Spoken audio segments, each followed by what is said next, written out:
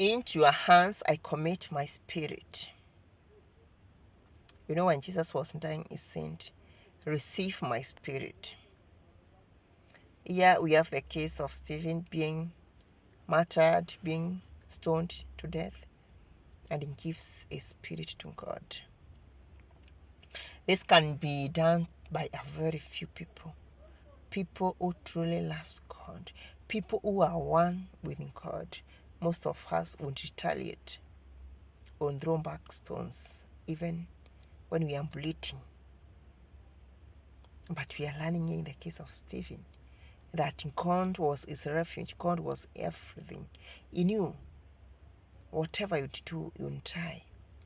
And he will not even save his physical body from death. And that's why in another place, the word of God tells us, do not fear the one who can kill the body, but cannot kill your soul. Even if you die physically and you are alive in God, your soul will remain and you remain with God forever. In connection to this, the word of God, this one of the psalmist tells us, into your hands I commend my spirit. It is you who will redeem me. O Lord, as for me, I trust in the Lord. Let me be glad and rejoice in your love. That's what happened to this great martyr, to this great saint who was stoned to death because of his faith in God. Be a rock of refuge for me. We ought to say these ones throughout. We ought to remember that God is God of our salvation at all times.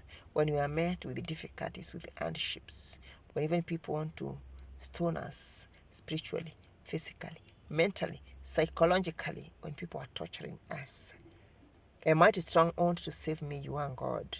For you are my rock, my stronghold.